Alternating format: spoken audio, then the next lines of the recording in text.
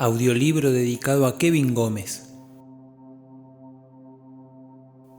La confianza en uno mismo, de Ralph Waldo Emerson. Epígrafe. El hombre es su propia estrella, y el alma que sea capaz de engendrar un hombre honesto y perfecto gobernará sobre toda la luz, toda la influencia, todo el destino. Para él nada llegará demasiado pronto o demasiado tarde. Nuestros actos son nuestros ángeles, nuestro bien o nuestro mal, las sombras fatales que caminan a nuestro lado. Epílogo a La fortuna del hombre honesto, de Beaumont y Fletcher. Leía yo el otro día unos versos compuestos por un pintor de renombre que me resultaban originales, nada corrientes. Sea cual sea el asunto, el espíritu siempre percibe una advertencia en esa clase de versos.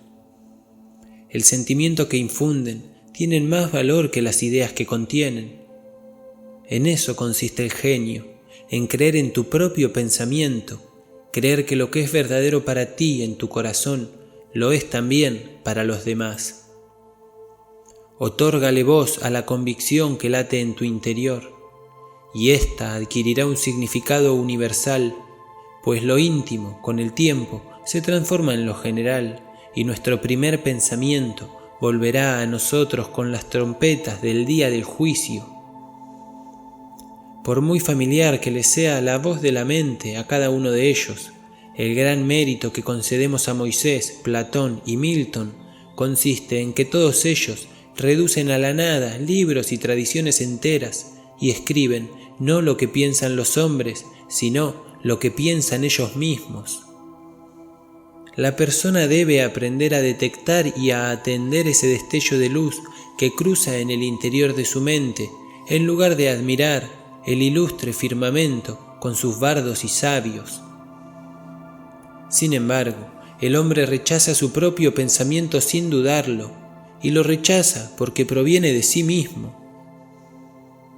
En cada obra del genio reconocemos los pensamientos que hemos descartado. Vuelven a nosotros con una cierta majestuosidad ajena. Esta es la lección que nos enseñan las grandes obras de arte. Nos muestran cómo obedecer a nuestra impresión natural y siempre con una inflexibilidad jovial en aquellos momentos en que nos llama desde la otra orilla.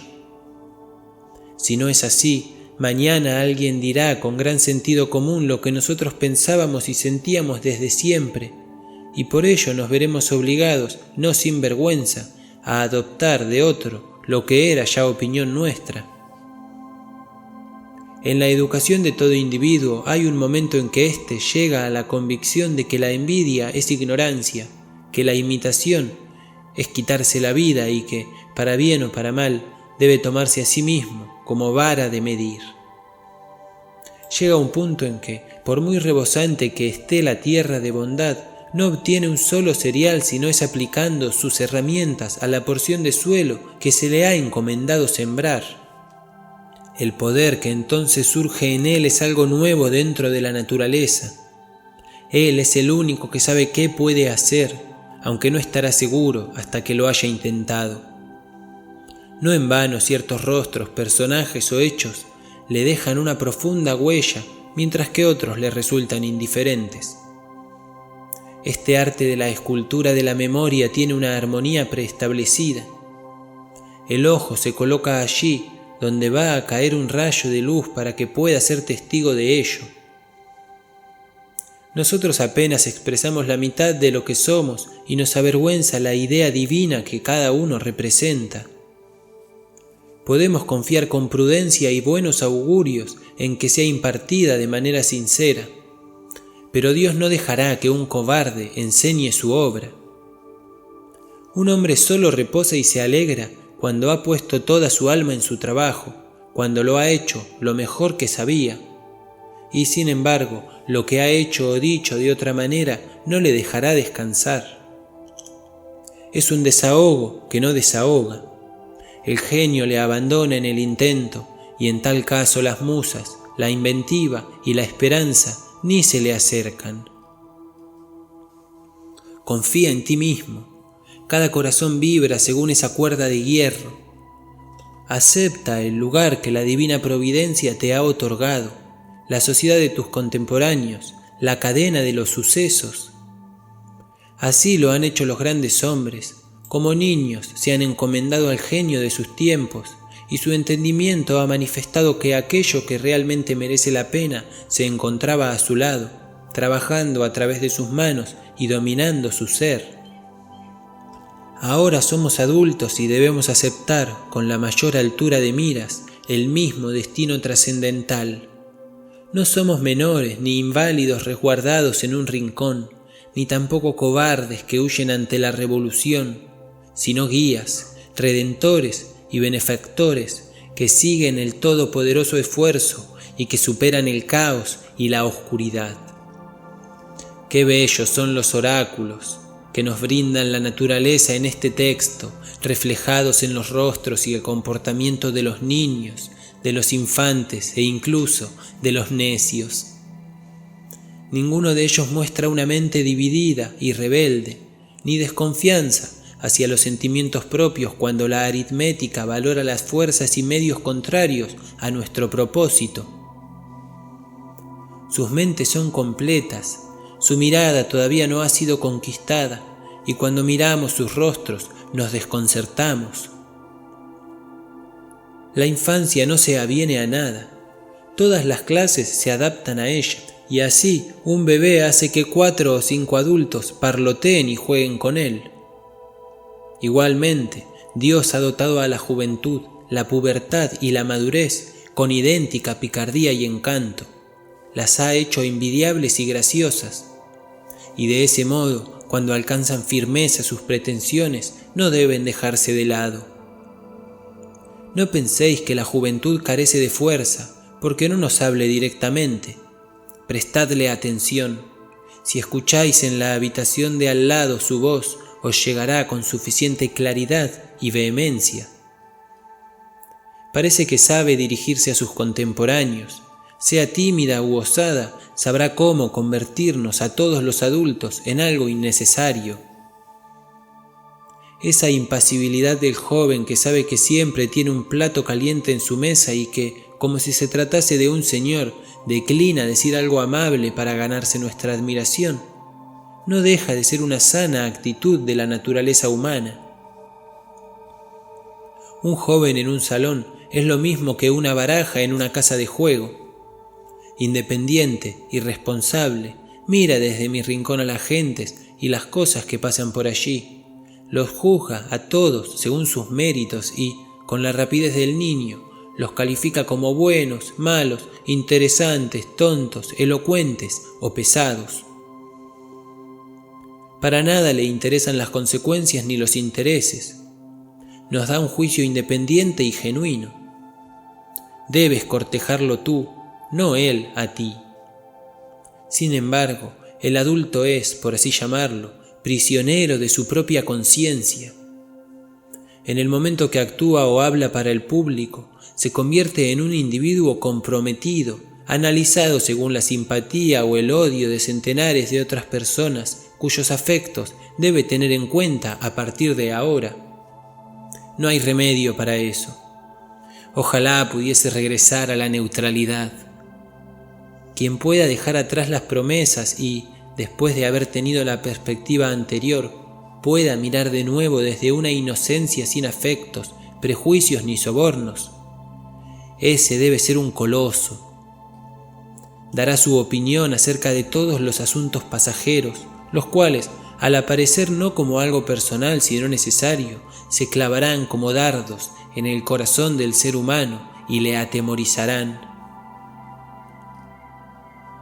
Hay voces que podemos oír en soledad, pero que se desvanecen en cuanto ponemos un pie en el mundo.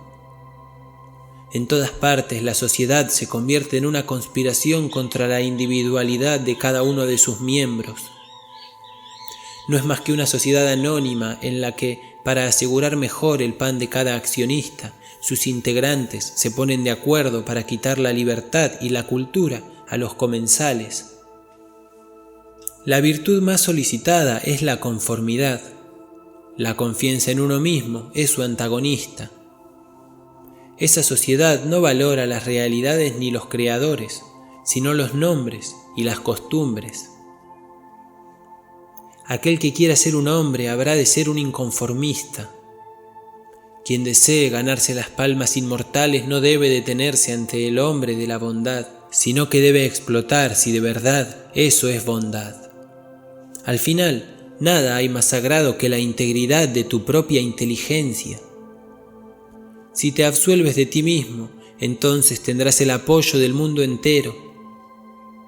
Recuerdo que una vez, siendo yo joven, tenía que dar respuesta a un estimado tutor que no paraba de importunarme con las viejas doctrinas de la Iglesia.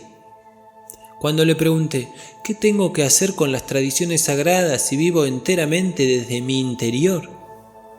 Él me sugirió que esos impulsos pueden venir de lo más bajo, no de lo más alto. Yo le contesté, no creo que así sea, pero si soy hijo del diablo, entonces viviré de él.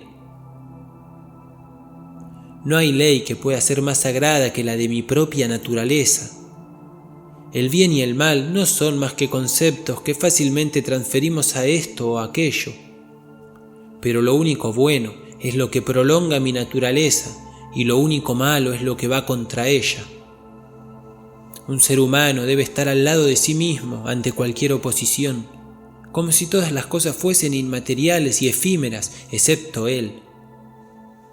Me avergüenza pensar con qué facilidad capitulamos ante las banderas y las palabras, ante grupos numerosos e instituciones muertas. Cada individuo decente y persuasivo me afecta y me conmueve más que aquello que resulta correcto. Yo mismo debería caminar erguido y con energía y debería decir la verdad sin importar las circunstancias. ¿Debemos permitir que la malicia y la vanidad se disfracen de filantropía? Si un fanático se lanza a la lucrativa causa del abolicionismo y se me acerca para contarme las últimas noticias sobre Barbados, no sé por qué no debería de decirle. Una buena naturaleza y sé modesto, alcanza la gracia y no trates de barnizar esa ambición cruel y poco caritativa que tienes con una inverosímil ternura hacia camaradas que están a miles de millas de aquí.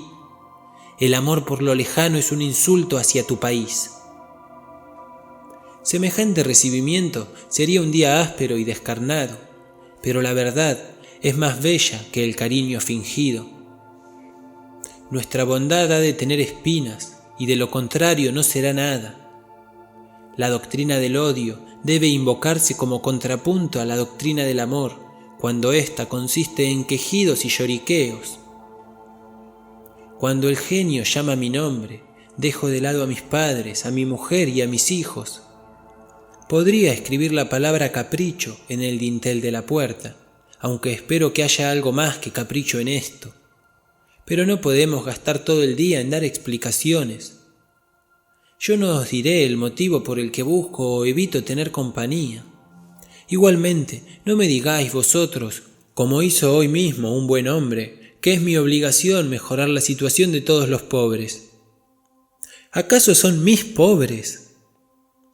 Yo le digo al filántropo estúpido que solo a regañadientes puedo darle $1 o 1 centavo a aquellos que me pertenecen tan poco como yo les pertenezco a ellos.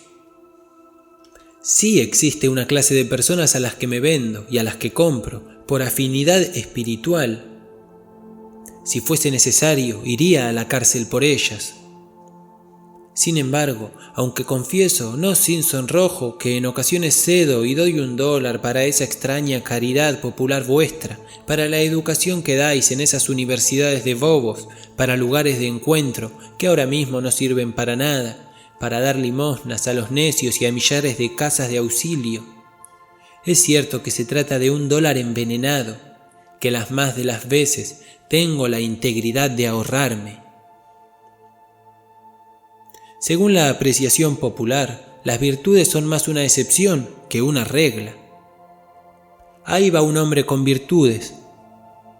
Las personas llevan a cabo lo que se llama una buena acción, ya sea un acto de coraje o de caridad, de la misma manera que pagan una multa por no haber aparecido en la exhibición diaria. Sus obras no son más que una apología o un debilitamiento de su existencia en el mundo. Igual que los inválidos y los locos han de pagar un precio más alto. Sus virtudes son realmente una carga. Yo no quiero expiar mi culpa, quiero vivir. Mi vida tiene valor por sí misma, no está hecha para el espectáculo. La preferiría mucho antes, aunque fuese menos variada, pero genuina y equilibrada, que rutilante e insegura. Quiero que sea firme y dulce, que no necesite dietas ni transfusiones. Te pido que me muestres ante todo que eres un hombre, pero rechazo que lo hagas recurriendo a las acciones. Yo ya he aprendido que es lo mismo llevar a cabo una acción elevada que renunciar a ella. No puedo consentir el tener que pagar por un privilegio al que tengo derecho por naturaleza. Por muy escasos y limitados que sean mis talentos, yo existo y no necesito el testimonio secundario mío o de mis compañeros. Todo lo que debo hacer es aquello que me concierne, no lo que los demás creen. Esta regla, que resulta tan dura en la existencia real como en la vida intelectual, funciona como distinción entre la grandeza y la mezquindad. Y más dura resultará cuando os topéis con quienes dicen saber mejor que tú cuál es tu obligación. En sociedad es fácil vivir de la opinión de los demás, mientras que en soledad es fácil vivir de la nuestra propia.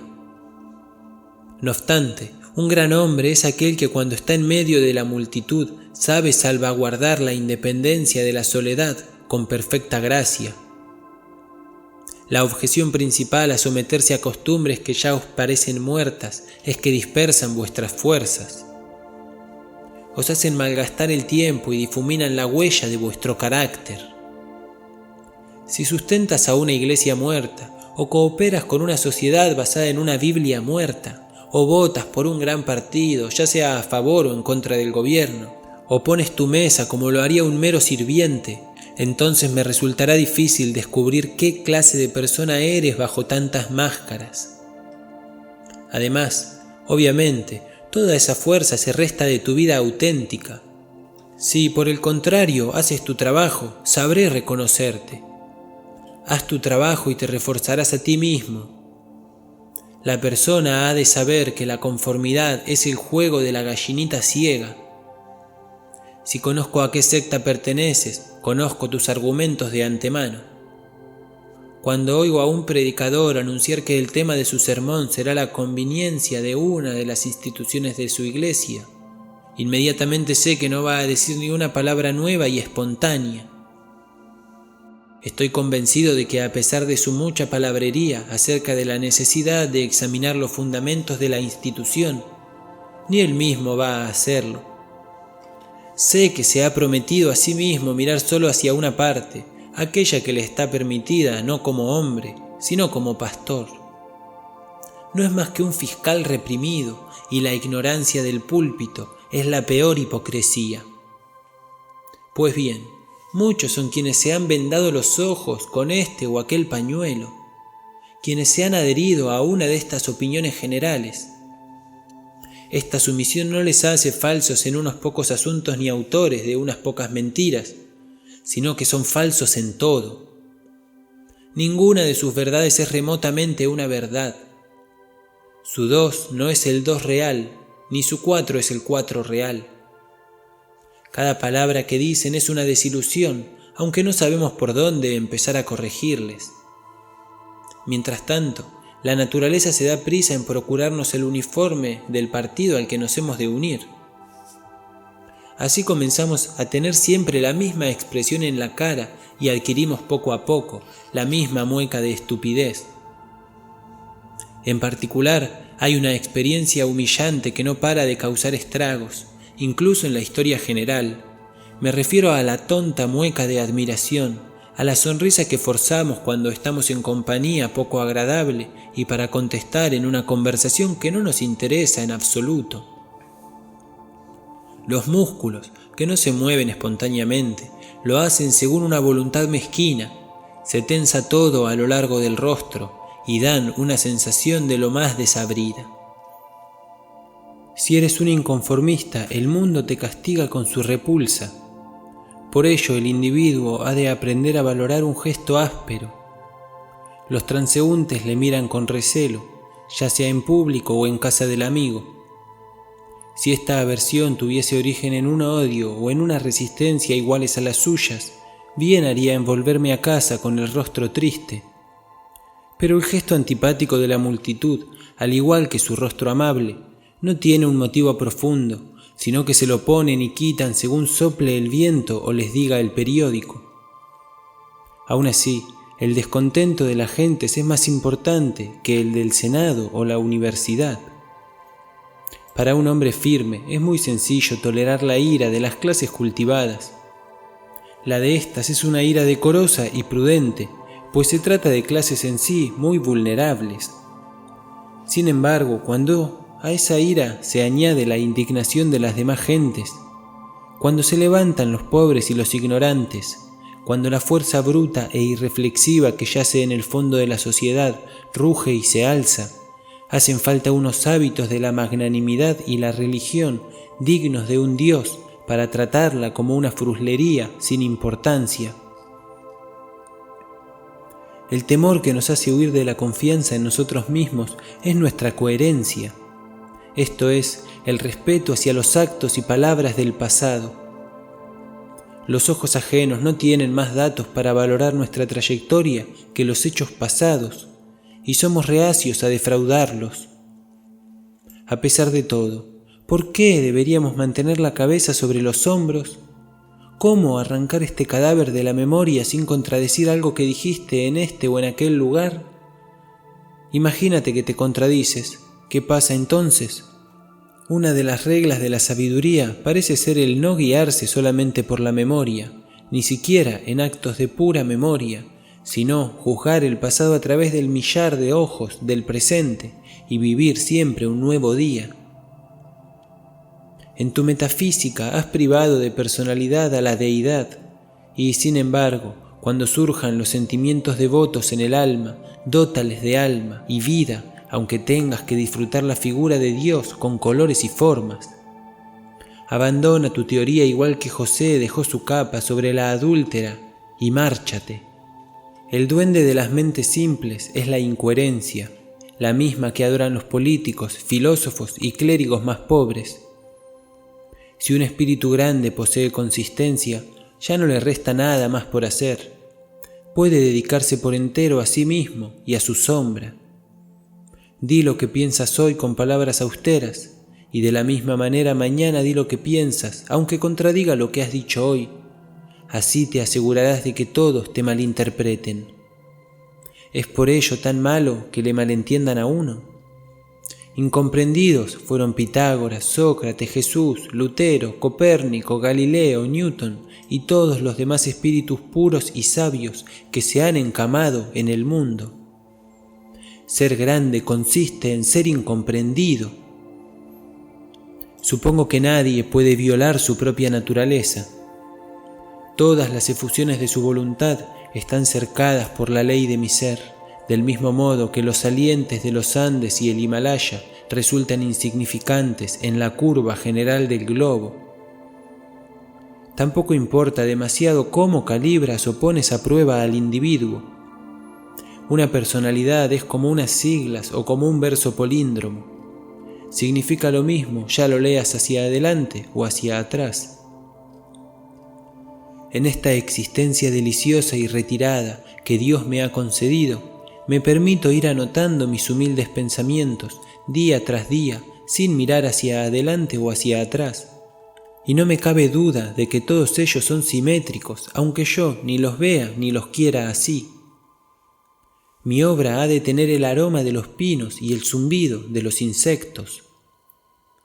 Las golondrinas que sobrevuelan mi tejado deben enganchar en mi propia red los hilos o pajitas que llevan en el pico. Pasamos por aquello que somos. El carácter educa por encima de la voluntad. El ser humano piensa que puede comunicar sus virtudes o sus vicios solamente mediante acciones abiertas, y es incapaz de darse cuenta de que la virtud y el vicio en este momento respiran por sí solos. Siempre habrá acuerdo acerca de cualquier variedad de acciones cuando éstas sean honestas y naturales en su momento. Es así porque de una sola voluntad emanan acciones en armonía, por muy distintas que parezcan entre sí. Sus diferencias se pierden al mirarlas desde cierta distancia, desde una forma de pensar más alta. Una sola tendencia las une a todas. Los mejores barcos navegan en una línea en zigzag, producto de 1000 virajes.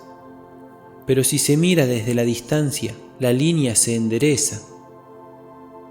Una acción genuina vuestra no solo se explicará a sí misma, sino también a las demás de su clase. Por el contrario, vuestra conformidad no explica nada. Actuad de manera individual y todo lo que hayáis hecho de ese modo os justificará. La grandeza llama al futuro. Si hoy puedo ser lo suficientemente fuerte para actuar correctamente y burlarme de las miradas de los otros, es porque ya lo debo haber hecho en el pasado y así puedo defenderme. Sea como fuere, actúa bien en este momento. Si desechas las apariencias podrás hacerlo. La fuerza del carácter es acumulativa. Los días virtuosos del pasado obran su fuerza en el presente. ¿De qué, si no, se compone la majestuosidad de los héroes del Senado y de la campaña que tanta imaginación ha colmado?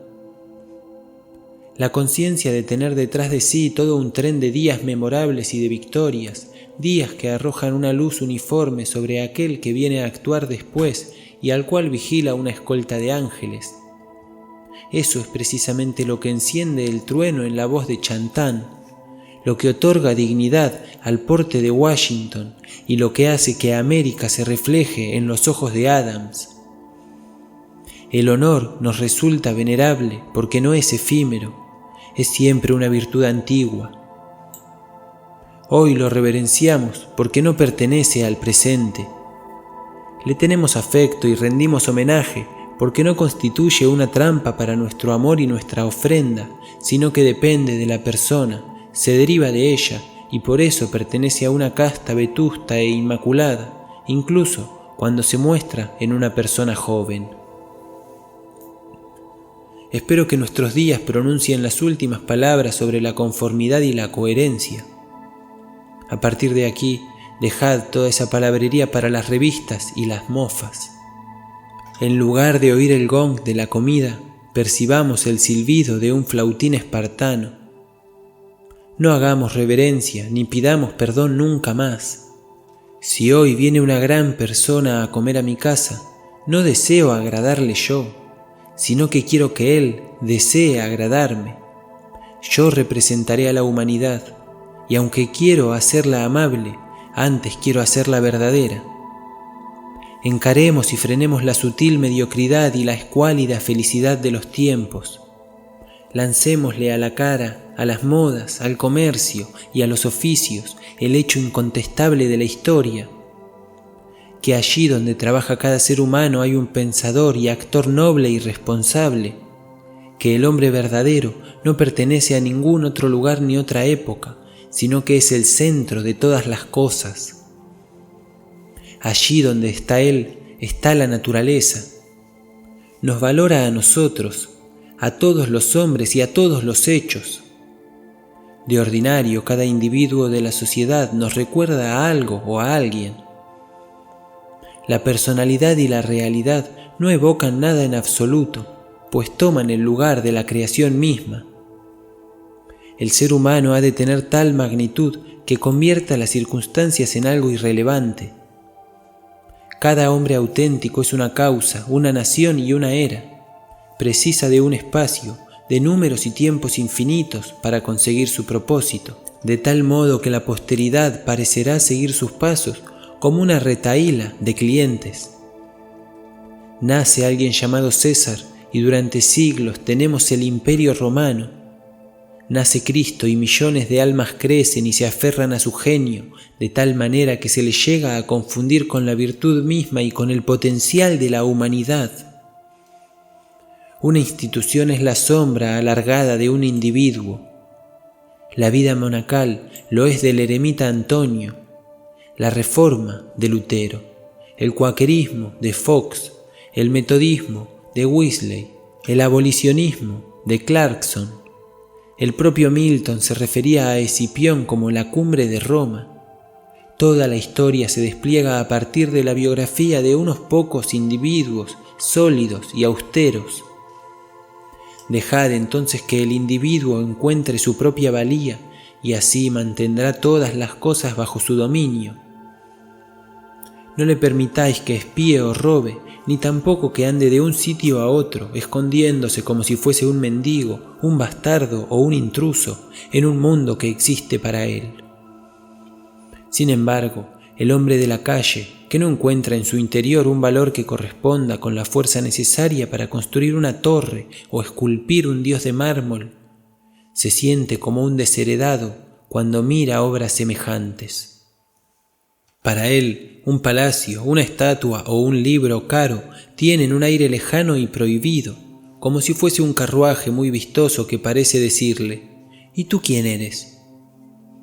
Muy al contrario, son todas cosas suyas, reclaman su atención y piden que sus facultades se muestren y tomen posesión de ellas. El cuadro aguarda mi veredicto, no tiene control sobre mí, sino que soy yo quien ha de decidir si merece el elogio.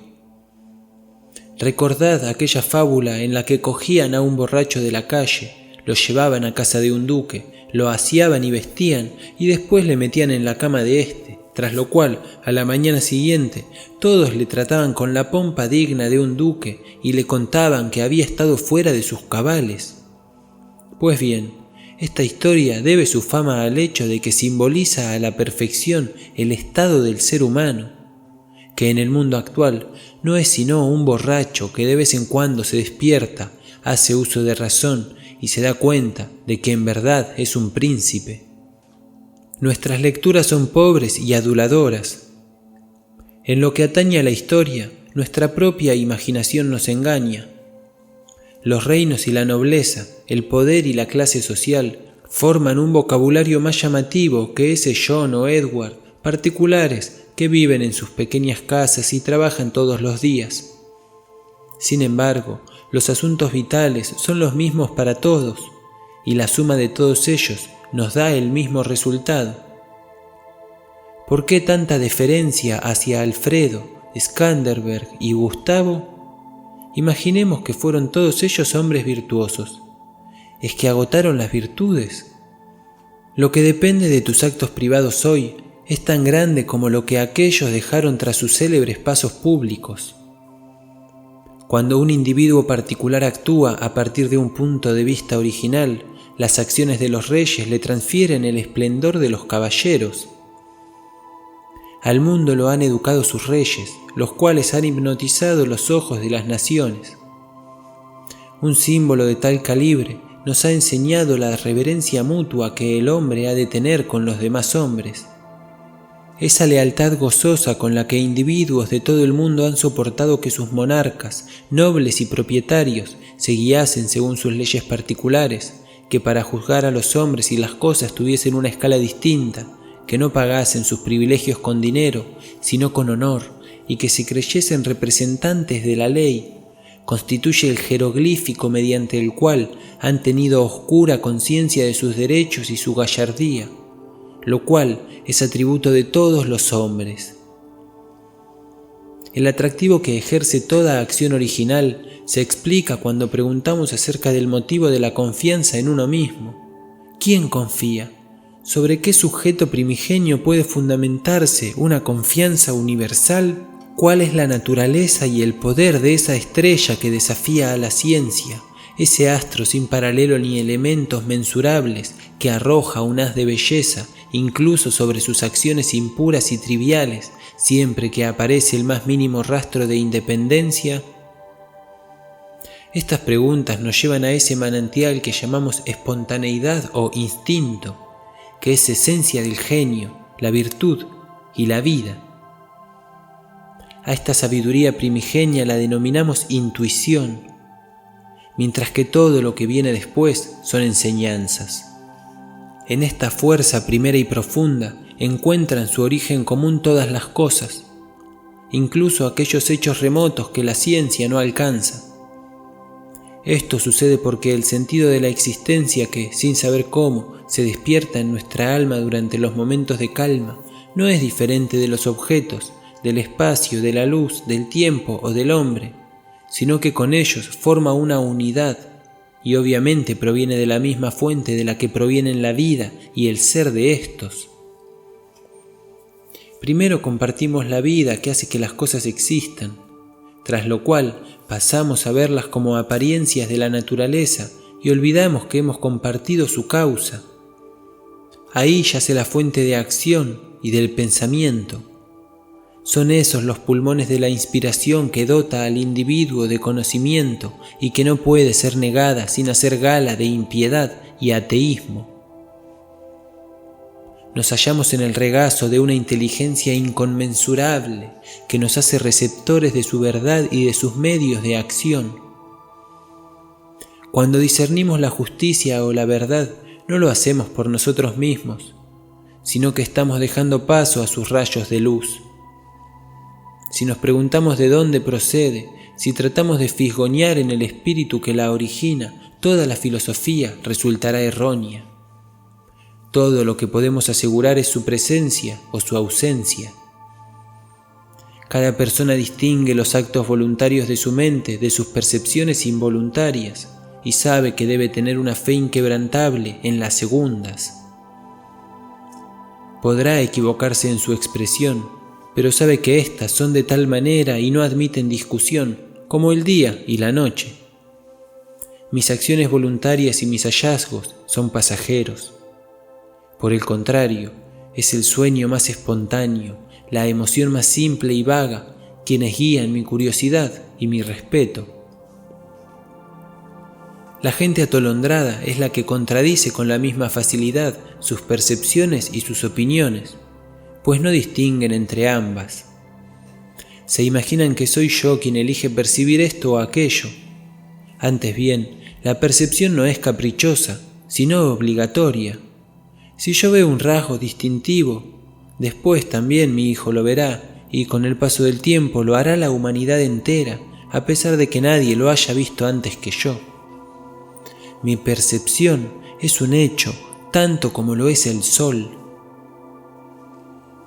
Las relaciones entre el alma y el espíritu divino son tan puras que constituye una profanación al tratar de interponer entre ellas ayuda de especie alguna. Cuando Dios se dirige a nosotros debe comunicarse, debe decir no una cosa, sino todas, debe llenar el mundo con su voz y debe esparcir la luz, la naturaleza, el tiempo y las almas desde el corazón del pensamiento actual, para así dar al mundo un tiempo y una creación nuevas. Allí donde hay una mente simple que recibe la sabiduría divina, los asuntos viejos se desvanecen, caen medios, maestros, textos y templos. Allí vive el ahora y absorbe el pasado y el futuro en el momento actual. Todas las cosas que se relacionan con ella, sean de la naturaleza que sean, se tornan sagradas. La causa de las cosas disuelve a éstas y los milagros particulares desaparecen en un milagro universal. Así pues, nunca creáis a aquel que dice conocer a Dios y hablar con Él, pues te remonta al vocabulario de alguna vieja nación, a otro mundo. ¿O es que la bellota es mejor que el roble, si éste es la consumación de aquella? ¿Es el padre mejor que el hijo al que ha legado su ser ya maduro? ¿Por qué, pues, tanta idolatría hacia el pasado? Los siglos no hacen sino conspirar contra la sensatez y la autoridad del espíritu.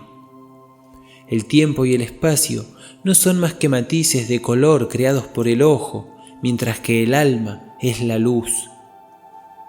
Donde llega ésta se abre el día, donde deja de estar llegó la noche. Y en todo ello la historia no es más que una impertinencia y un agravio, y esto admitiendo que es algo más que una jubilosa apología o una parábola de mi ser y mi devenir. El hombre es tímido y no cesa de pedir disculpas, ya no camina erguido, ni se atreve a decir yo pienso o yo soy, sino que se limita a citar a algún santo o erudito. Siente vergüenza ante una brizna de hierba o una rosa en flor. Estas rosas que brotan bajo mi ventana no hacen referencia a otras anteriores ni mejores. Son las que son, existen con Dios en este día. Para ellas no existe el tiempo, solo está la rosa, que es perfecta en cada instante de su existencia. Antes de que florezca un capullo, su vida al completo entra en acción. En la flor ya no hay nada más, mientras que en la raíz desnuda yace todo. En todo momento su naturaleza queda satisfecha, al igual que ella satisface a la naturaleza. Sin embargo, el hombre no hace más que posponer o recordar. No vive en el presente, bien sus ojos sienten nostalgia del pasado, bien anda de puntillas tratando de adivinar el futuro e ignorando las riquezas que le rodean ahora. No puede ser dichoso ni fuerte hasta que viva con la naturaleza en el presente, más allá del tiempo. Esto debería haber quedado ya suficientemente claro. No obstante, podemos ver cuántos intelectos poderosos no se atreven a escuchar a Dios si no es a través de la palabrería de un David, un Jeremías o un Pablo. Raras veces ponemos un precio tan alto a tan pocos textos, a tan pocas vidas. Somos como esos niños que repiten de memoria las frases de sus abuelas o sus tutores, y conforme se hacen mayores, de los personajes de talento que conocen, tratando desesperadamente de recordar las palabras exactas que un día dijeron. Tiempo después, cuando adoptan el punto de vista que aquellos expresaron, llegan a entenderlos y pueden abandonar esas frases, ya que cuando la ocasión lo requiera sabrán crear las suyas propias con igual conveniencia. Si vivimos de verdad, entonces podremos ver de verdad. Ser fuerte es tan sencillo para un individuo fuerte como para el débil ser débil. Cuando sentimos una percepción nueva, podemos descargar alegremente nuestra memoria de tesoros acumulados como si nos deshiciéramos de la basura vieja. Cuando el individuo vive con Dios, su voz es tan dulce como el murmullo de un arroyo o el susurro de los campos de maíz.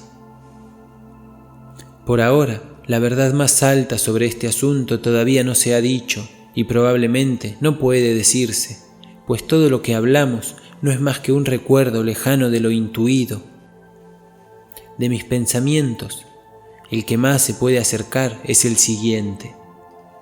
Cuando el bien se te acerque, cuando sientas la vida en tu interior, no será de la manera habitual. No distinguirás ya las huellas de otros, no verás el rostro de otro hombre ni oirás otro nombre. El modo, la idea y el beneficio serán totalmente extraños y nuevos. Dejarás de un lado el ejemplo y la experiencia.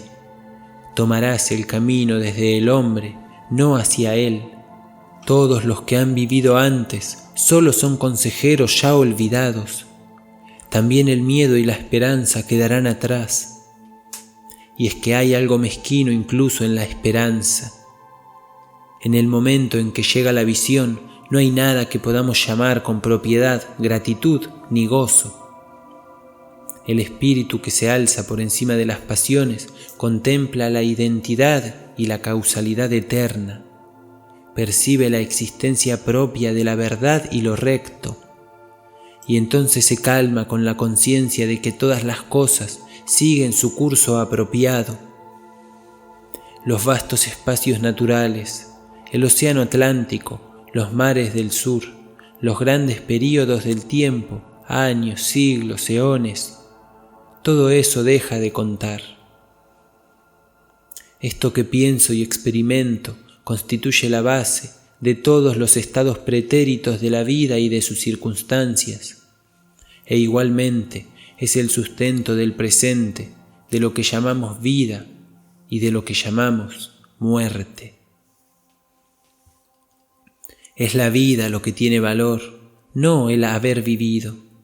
El poder cesa en los momentos de reposo, pues reside en el momento de transición de un estado pasado a otro nuevo, en el paso del abismo, en el dardo que se dirige a su objetivo.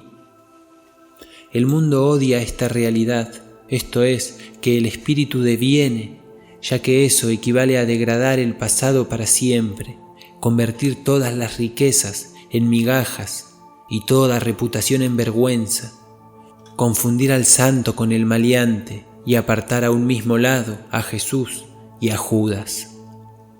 Si es así, ¿por qué hablamos tanto sobre la confianza en uno mismo? Donde quiera que esté presente el alma habrá un poder no satisfecho, sino activo. Opinar sobre la confianza es solo una manera pobre y externa de hablar. Es preferible hablar de aquello que confía, aquello que obra y que es. Quien posee mayor grado de obediencia que yo me domina, aunque no levante un dedo. A su alrededor me muevo gracias a la gravitación de los espíritus. Cuando hablamos de una virtud eminente, nos la imaginamos como algo retórico. Todavía no hemos sido capaces de advertir que la virtud significa altura, que por las leyes de la naturaleza, un hombre o una compañía de hombres, maleables y permeables a los principios, deben conquistar y gobernar sobre todas las ciudades, las naciones, los reyes, los millonarios y los poetas que carecen de esa naturaleza. He aquí el hecho último al que rápidamente llegamos en este asunto, como en todos los demás. La resolución de todo en el siempre sagrado uno.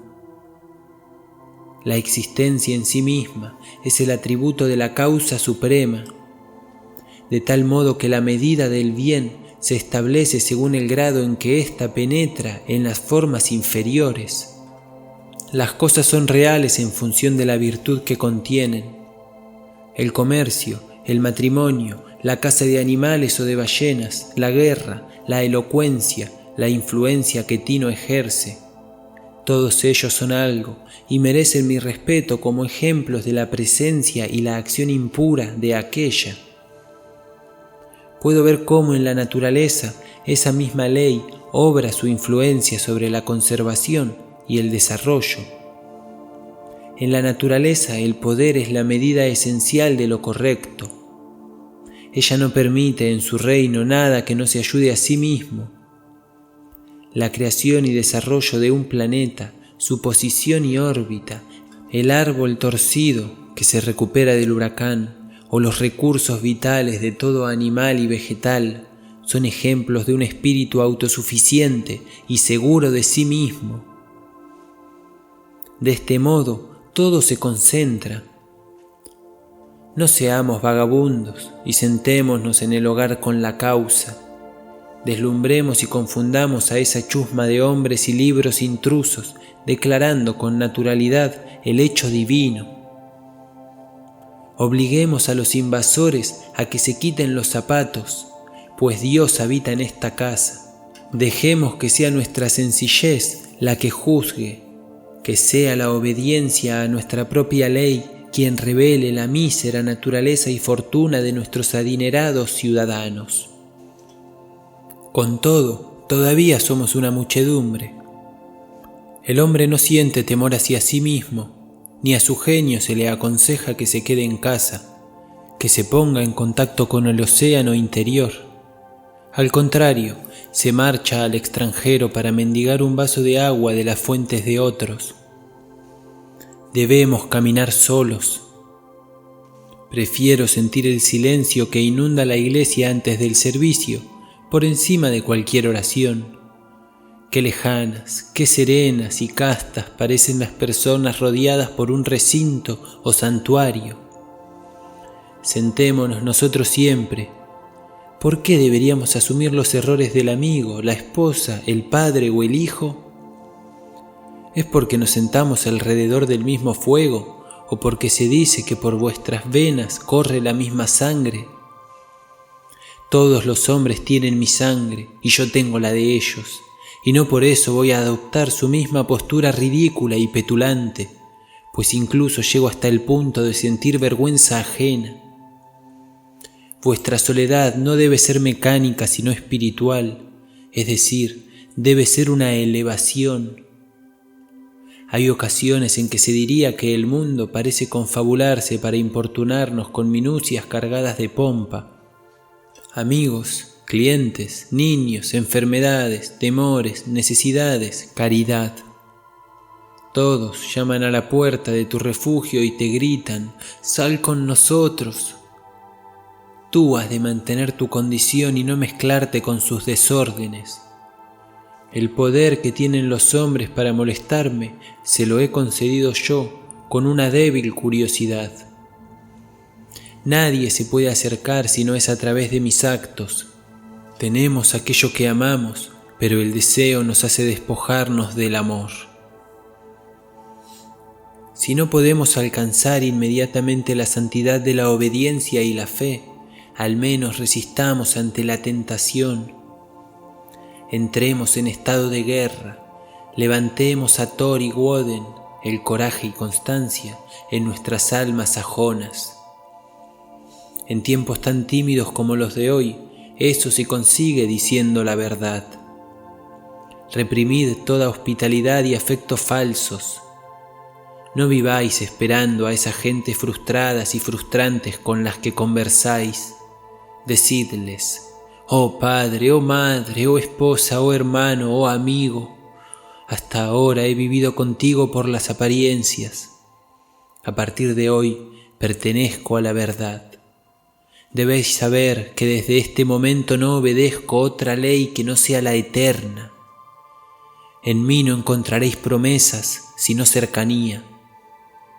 Me esforzaré por alimentar a mis progenitores, por mantener a mi familia y por ser digno marido para mi esposa. Por estos vínculos he de consumarlos de un modo nuevo y nunca antes visto. Os hablo desde vuestras propias costumbres, pero debo ser yo mismo. Ya no puedo dividirme por vosotros, ni puedo exigiros a vosotros tal cosa. Si podéis amarme como soy, todos seremos felices. Si no podéis, buscaré merecer que lo hagáis. No esconderé mis gustos ni mis aversiones. Confiaré tanto en que todo lo que es profundo es también sagrado, que no escatimaré fuerzas en hacer aquello que el corazón me señala y me deleita interiormente. Si eres de carácter noble, te amaré. Si no lo eres, ni tú ni yo nos ofenderemos con cumplidos hipócritas. Si eres auténtico de un modo distinto al mío, sé fiel a tus compañeros, que yo me buscaré los míos. No hago nada de esto con fines egoístas, sino con humildad y honradez. Por mucho que hayamos vivido entre mentiras, el objeto mío, tuyo y de todos los hombres es vivir dentro de tu verdad. ¿Parece demasiado severo decir algo semejante en nuestros días? Pronto llegaréis a amar aquello que os dicta nuestra naturaleza. Si seguimos los pasos de la verdad, ella nos rescatará sanos y salvos. No obstante, así causarás daño a esos tus amigos. Así es, mas no puedo vender mi libertad y mi poder para proteger su sensibilidad. Además, todo el mundo tiene momentos de lucidez en los que giran sus ojos hacia la región de la verdad absoluta. Entonces me defenderán y obrarán como yo lo hago. El pueblo piensa que tu rechazo a los principios populares equivale a rechazar cualquier principio, esto es, que equivale al antinomianismo. De modo que hasta el sibarita más imprudente utilizará el nombre de la filosofía para disfrazar sus crímenes. Sin embargo, la ley de la conciencia permanece. Hay dos clases de confesionarios a los que podemos acudir para pedir la absolución. Puedes cumplir con tu obligación confesando de manera directa o de manera refleja. Piensa si has cuidado tus relaciones con tu padre, tu madre, tu primo, tu vecino, con tu ciudad, tu gato y tu perro. comprueba si alguno de ellos puede reprenderte. Por mi parte, yo puedo dejar a un lado este principio reflejo y absolverme a mí mismo.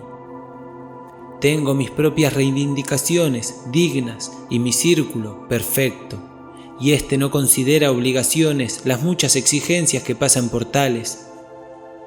Sin embargo, si soy capaz de descargarme de deudas, podré arreglármelas sin el código popular.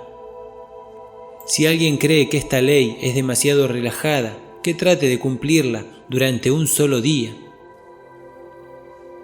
En verdad, muestra rasgos divinos quien es capaz de rechazar los argumentos habituales de la humanidad para aventurarse a confiar en sí mismo como dueño de sus acciones.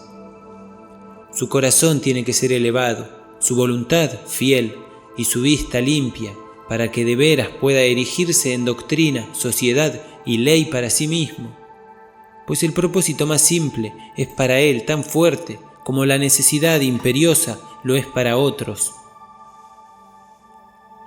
Si alguien tiene en cuenta estos aspectos referente a lo que llamamos sociedad, comprobará cuán necesaria resulta esta ética. Diríase que le han arrancado la fibra y el corazón al hombre, y por eso se ha transformado en una quejica, temeroso y abatido. Tenemos miedo a la verdad, a la fortuna, a la muerte y a cada uno de nosotros mismos. Nuestra era no produce individuos extraordinarios y perfectos. Queremos hombres y mujeres que renueven la vida y nuestra situación social, pero vemos que la mayoría de las figuras son poco solventes, que no pueden satisfacer ni sus propias necesidades, que su ambición excede con mucho su fuerza práctica y que continuamente se inclinan para suplicar. Nuestra vida doméstica es digna de un mendigo. Ni siquiera hemos elegido nuestras artes, nuestras actividades, nuestros matrimonios o nuestra religión, sino que la sociedad lo ha hecho en nuestro lugar. Somos soldados de salón, rehuimos la difícil batalla del destino, que es donde nace la fuerza. Si nuestros jóvenes fracasan en sus primeras labores, perderán la esperanza. Si un joven mercante falla, le dicen que está arruinado. Si transcurrido un año de haberse graduado, el mejor de nuestros cerebros universitarios no consigue que le metan en una oficina de los alrededores de Boston o Nueva York, tanto a él como a sus amigos les parecerá bien justificado que éste se desmoralice y se queje durante el resto de sus días. Cualquier muchacho de New Hampshire o Vermont, con suficiente empuje como para acometer todas las profesiones, para crear un equipo, labrar o vender de puerta en puerta, para mantener una escuela, dar sermones, editar un periódico, ir al Congreso, comprar terrenos públicos, etc., vale tanto como un centenar de esas marionetas de ciudad. Él sí camina hombro con sus tiempos y no se siente avergonzado por no estudiar una profesión, ya que no demora su vida, sino que la vive en el momento. No tiene una oportunidad, sino cientos. Deja que un estoico explique los recursos del individuo y les diga a los hombres que no son sauces llorones, sino que pueden y deben ser independientes, que ejercitando la confianza en uno mismo surgirán poderes nuevos, que un hombre es el mundo encarnado, nacido para sanar a los pueblos, que debería avergonzarse de nuestra compasión y que en el momento que actúa por sí mismo y arroja por la ventana las leyes, los libros, el fanatismo y las costumbres, entonces dejamos de tenerle lástima y pasamos a darle las gracias y a reverenciarle. Ese maestro restaurará el esplendor que corresponde a la vida del hombre y hará que toda la historia admire su nombre. No resulta difícil comprobar que una firme confianza en uno mismo ha de provocar una revolución en todas las funciones y vínculos del individuo, en su religión, su educación, sus ambiciones, su modo de vida, sus alianzas, sus propiedades y sus reflexiones. ¿A qué oraciones se entregan los hombres? Eso que llaman oficio sagrado tiene poco de valiente y de varonil. La oración mira hacia afuera y reclama que una virtud ajena aporte un complemento también ajeno, y para ello se pierde en un embrollo infinito acerca de lo natural y lo sobrenatural, lo meditativo y lo milagroso. un rezo que implora una comodidad particular, cualquier cosa que no sea el bien universal está corrompido. La oración es la mirada sobre los hechos vitales desde el punto de vista más alto. Es el soliloquio de un espíritu contemplativo y jubiloso. Es el espíritu de un Dios que aprueba su propia obra. Sin embargo, cuando la plegaria tiene como objetivo un fin privado, se transforma en una mezquindad y un robo, ya que supone una dualidad y no una unidad en la naturaleza y en la conciencia. En cuanto el individuo se une a Dios, deja de mendigar. En ese momento es capaz de ver una oración en todas las acciones, la del campesino que se arrodilla en el campo para quitar la mala hierba, o la del remero que también se arrodilla a la llamada de su timonel. Son plegarias de verdad que se puede escuchar a lo largo y ancho de toda la naturaleza, si bien en este caso buscan objetivos sencillos. En la obra Bonduca de Fletcher, cuando al personaje de Catarach le advierten que debe conocer los pensamientos del Dios andante, responde: su significado oculto yace en nuestros esfuerzos, nuestros valores son los mejores dioses. Nuestros lamentos son otro tipo de plegarias falsas. El descontento es la carencia de confianza en uno mismo, una enfermedad de la voluntad. Lamentad las calamidades si con ello podéis ayudar a quien las sufre. Si no es así, aplicaos a vuestra tarea y con ello comenzará a repararse el mal. Nuestra compasión es tan mezquina como el lamento. Acudimos a quienes lloran por tonterías, nos sentamos a su lado y lloramos para acompañarlos, en lugar de mostrarles la verdad y la salud con descargas eléctricas que les pongan de nuevo en comunicación con su propio sentido común. El secreto de la fortuna está en la alegría de nuestras manos. Dioses y hombres dan la bienvenida a todo aquel que se ayuda a sí mismo. Para él, todas las puertas están abiertas, todas las voces le saludan, todos los honores le coronan y todas las miradas le siguen con deseo. A él va vuestro amor y lo abraza, precisamente porque no lo necesita. Le tocamos y recibimos con ansia y precaución porque decidió seguir su camino e ignorar nuestras críticas. Los dioses le aman porque los hombres le odian. Los benditos inmortales, decía Zoroastro, socorren a aquel que persevera. Al igual que las oraciones de los hombres son una enfermedad de la voluntad, los credos lo son del intelecto. Dicen lo mismo que aquellos bobos israelitas: que no sea Dios quien nos hable, que si no morimos, habla tú, o que hable cualquiera de los nuestros y le obedeceremos. No hay lugar donde no me resulte imposible encontrar a Dios en mi hermano, pues éste ha cerrado ya las puertas de su propio templo y se limita a recitar las fábulas del Dios de su hermano o del Dios del hermano de su hermano. Una mente nueva es una nueva clasificación. Si esta mente posee una actividad y una fuerza fuera de lo común, ya sea un Locke, un Lavoisier, un Newton, un Bentham, un Fourier, impondrá su clasificación a los demás, y de ahí nacerá un nuevo sistema. La satisfacción del discípulo es proporcional a la profundidad del pensamiento y a la cantidad de objetos que éste toca y deja al alcance de aquel. Esto se puede comprobar fácilmente en los dogmas y en las iglesias, que también son clasificaciones de un espíritu poderoso al actuar sobre las ideas básicas del deber y de la relación entre el hombre y el Altísimo. Tal sucede con el cuaquerismo, el calvinismo o los seguidores de Swedenborg. El creyente lo somete todo a la nueva terminología y por ello experimenta el mismo placer que siente esa niña que aprende botánica mientras ve un campo nuevo con nuevas plantas. Durante un cierto tiempo, el discípulo creerá que su inteligencia ha aumentado gracias al estudio de la mente de su maestro.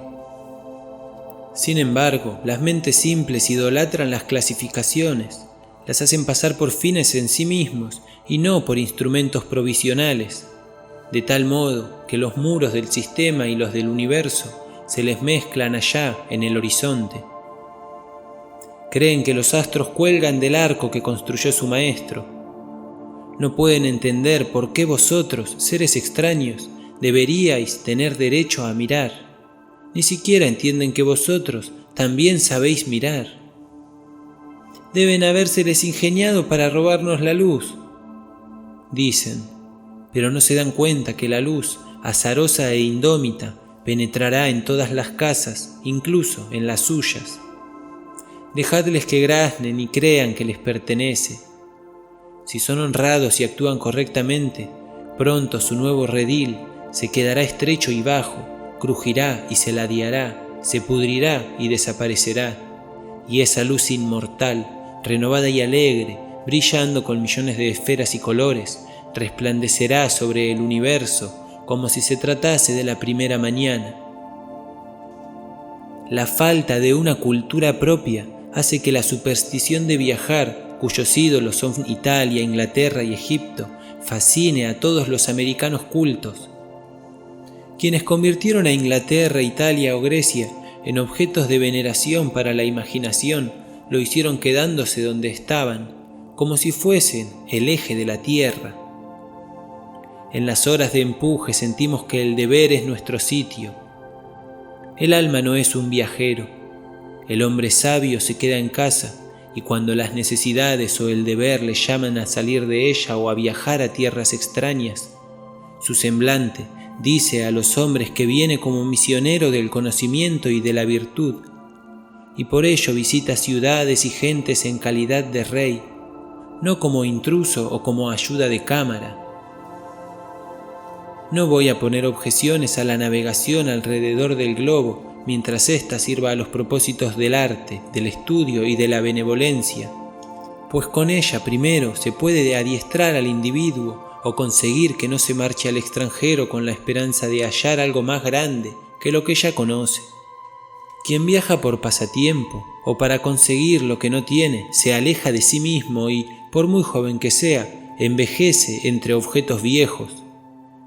Sea en Tebas o en Palmira, su voluntad y su mente se hacen viejas y se dilapidan, tanto como las ciudades mismas. Lleva ruinas a las ruinas.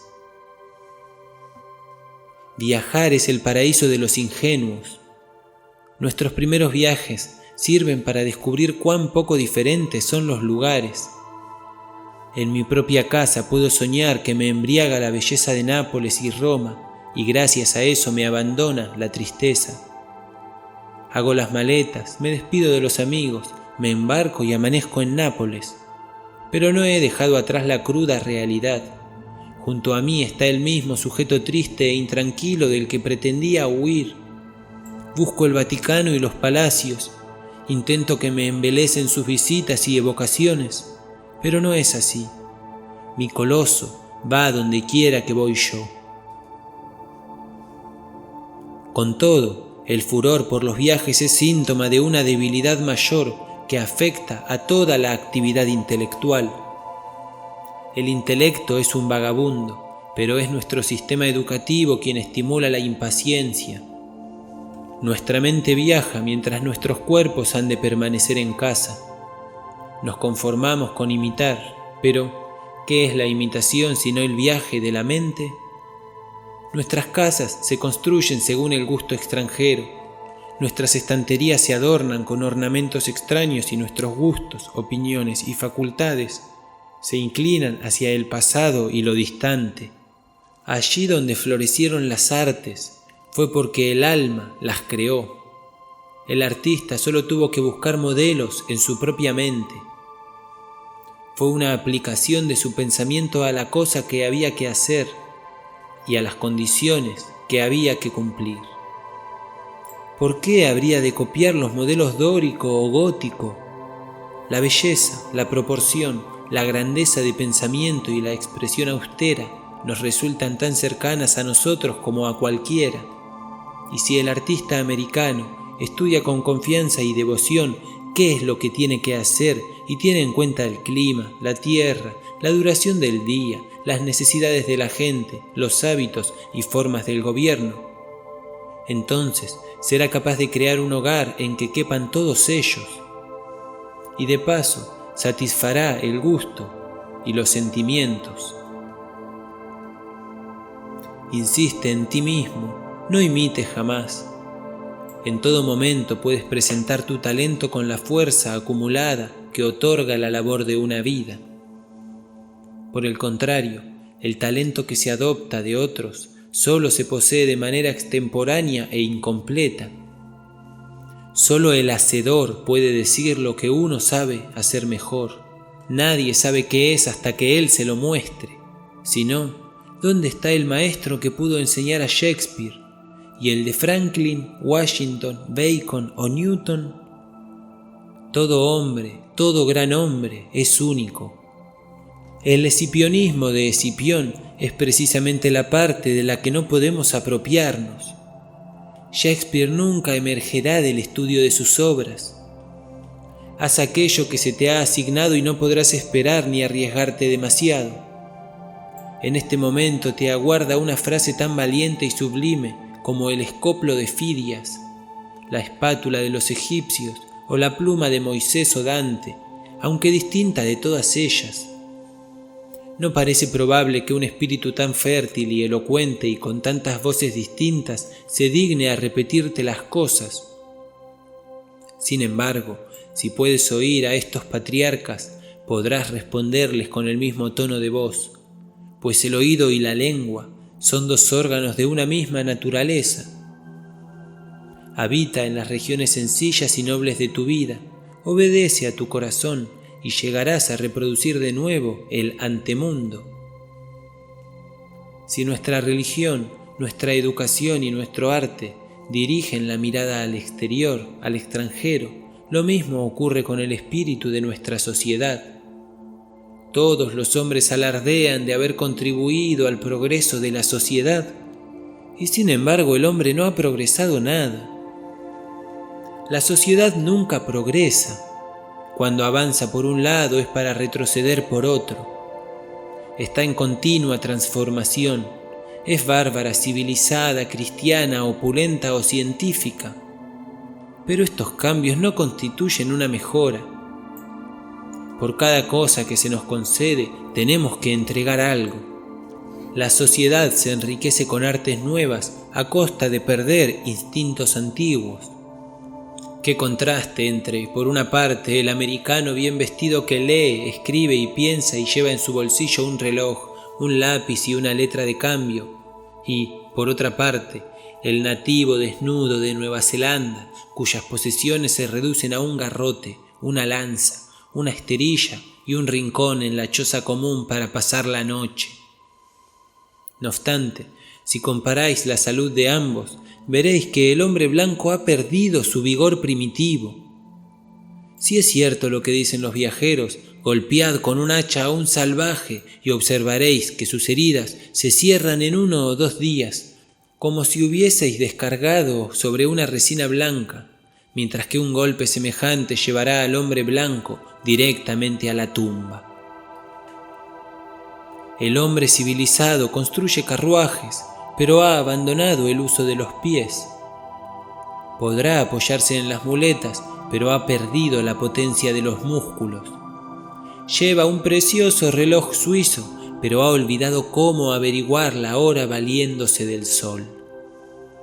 Podrá encontrar información fiable en su almanaque náutico de Greenwich, pero el hombre de la calle desconoce las estrellas del cielo, no contempla el solsticio y del equinoccio apenas sabe nada. El radiante calendario del año no tiene indicador en su mente. Su agenda debilita su memoria. Las bibliotecas son una carga para su ingenio. Las casas de seguros hacen que aumente el número de accidentes. Y cabe preguntarse si la tecnología no nos estorba demasiado. Si con el refinamiento no habremos perdido fuerza y también algo del empuje de la virtud natural por culpa de un cristianismo atrincherado en sus formas e instituciones. Y es que cada estoico era un estoico. Pero en la cristiandad, ¿dónde está el cristiano? No hay desviación mayor en la ley moral que la que afecta a la altura o el volumen. Hoy día los hombres no son más grandes que los que antes. Puede observarse una extraña igualdad entre los hombres ilustres de la antigüedad y los de ahora. Ni toda la ciencia, ni el arte, ni la religión, ni la filosofía del siglo XIX sirven para educar hombres más grandes que los héroes que creó Plutarco 23 o 24 siglos atrás. La casta no progresa con el tiempo. Foción, Sócrates, Anaxágoras y Diógenes fueron personajes de gran estatura, pero no hemos heredado de ellos ninguna clase social. A aquel que pertenece a su clase no se le puede llamar por el nombre de aquellos, sino que tiene el suyo propio y es a su vez fundador de su propia institución. Las artes y los inventos de cada época constituyen el ropaje de las mismas, mas no fortalecen al individuo. Quizá el daño que causen las máquinas perfeccionadas compensará sus bienes. Hudson y Virgin consiguieron tantas cosas que sus barcos de pesca, que asombraron a Ferry y a Franklin, cuyo equipamiento ya había agotado los recursos de la ciencia y el arte. Galileo solo necesitó unos simples anteojos para descubrir una serie de fenómenos celestes más soberbios que cualesquiera que se hayan visto después. Colón encontró el Nuevo Mundo navegando en una carabela. Resulta curioso comprobar cómo los medios y las tecnologías que se presentaban entre el clamor de los elogios hace unos años o unos siglos caen en desuso y desaparecen cada cierto tiempo. El genio retoma al hombre esencial. Consideramos los progresos en el arte de la guerra como un triunfo de la ciencia. Sin embargo, Napoleón conquistó Europa utilizando el sistema del vivac, que consiste en alimentarse solamente de valor, sin ninguna otra ayuda externa. Según las casas, el emperador mantenía que resultaba imposible formar un ejército perfecto si a los soldados no se les quitan las armas, los almacenes, los comisarios y los vehículos y, al modo romano, se les entrega una ración de trigo para que lo trituren en sus manos y se hagan ellos mismos su pan. La sociedad es una ola. La ola avanza, pero el agua de la que está compuesta, no. La misma partícula no se eleva desde el valle hasta la cresta. Su unidad es solo una apariencia. Las personas que forman hoy una nación morirán el año que viene y se llevarán con ellos sus experiencias. Así la confianza en la propiedad, incluyendo la confianza en los gobiernos que la protegen, también denota falta de confianza en uno mismo. Hace tanto tiempo que los hombres han apartado la mirada de sí mismos y de las cosas que han llegado a contemplar las instituciones religiosas, cultas y civiles como defensores de la propiedad, y desprecian toda crítica hacia aquellas porque creen que son ataques a esta. Miden el valor de las personas por lo que poseen, no por quienes son. A pesar de ello, el nuevo respeto por la naturaleza propia hace que el hombre culto sienta vergüenza de sus posesiones. Sobre todo, odia lo que tiene si considera que es accidental, que le ha llegado por herencia, por donación o mediante un delito. Entonces siente que eso no es poseer, que nada le pertenece, que sus bienes no tienen vínculos con su ser, sino que simplemente los conserva porque no hay ladrón ni revolución que se los arrebate.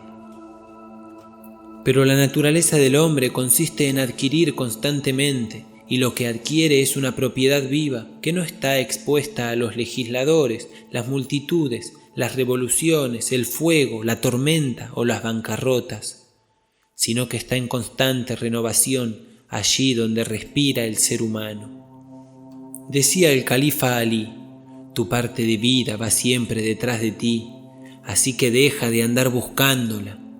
Nuestra dependencia respecto de estos bienes ajenos nos conduce a un respeto servil por los números.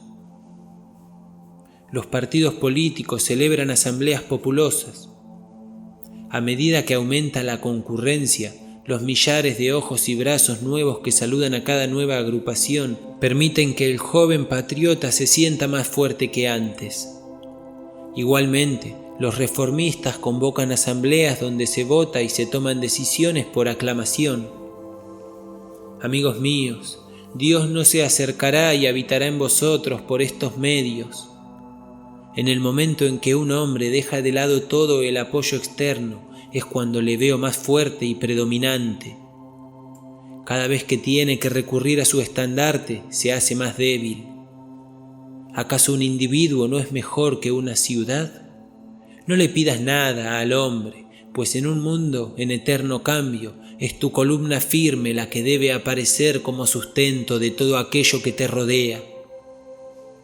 Aquel que sabe que el poder es innato, que entiende que la debilidad proviene de buscar la bondad fuera de sí mismo y sabiéndolo, se lanza a su propio pensamiento, es quien puede caminar erguido, gobernar sus extremidades y obrar milagros. Igual que quien camina apoyándose en los pies es más estable que quien lo hace sobre la cabeza. Así pues, utilizad aquello que llamamos fortuna. Muchos son quienes juegan con ella y lo ganan todo o lo pierden todo, depende de la rueda. Pero tú has de entender que tales ganancias son ilícitas y debes desenvolverte en la causa y el efecto, que son los dignatarios de Dios, y no la fortuna. Trabaja y adquiere dentro de la voluntad, así retendrás la rueda de la fortuna y no tendrás que temer sus giros.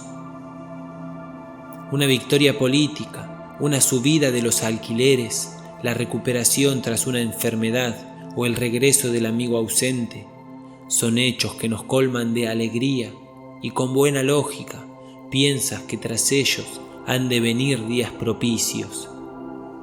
No te lo creas. Nada que no seas tú puede darte paz. Nada que no sea el triunfo de los principios.